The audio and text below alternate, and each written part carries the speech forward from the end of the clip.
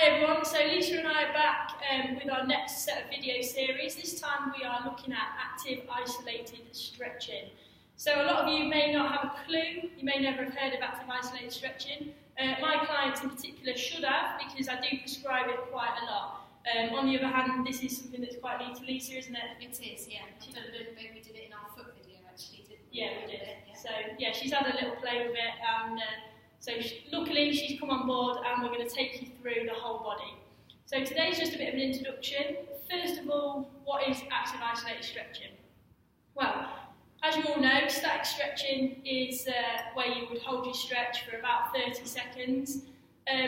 Active isolated stretching is the opposite of that. So instead of holding it for a long period of time, what we do is we take the muscle to the point of stretch and we only hold it for 2 seconds this time.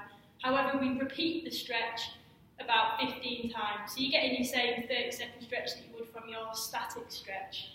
So my question to you on that was, and my Pilates group will know that I talk about when you go into a stretch, your stretch reflex instantly goes into protection mode, a little bit, and it can take 10 to 12 seconds for that to ease, for you to relax into the stretch. So how does this approach get around that? Okay, so with that stretch reflex in terms of the active isolated stretching, we're taking you through probably 15 reps per muscle. Every time you go on to your next rep, you will increase the stretch and you'll feel it, at least you'll feel it as we go through the series, that you'll go into stretch position 1, release it, you'll then go back into the second repetition and you'll feel that you'll get a little bit more stretch each time. Does that help? It does, yes. Yeah. So when would we use it? So for me, I always prescribe it to clients if it's for postural corrections, so they're a bit rounded at the shoulder. I would incorporate maybe a bit of a pec activated, or some pec active isolated stretching. Also, I use it as part of my warm-ups when I train, especially around the hips to get everything opened up and loose, ready for my squatting. It's also a good method to use after your sessions as well, because it will help reduce some DOMs after a training session. That's always a good thing, isn't it? Getting ready for the next one. Definitely.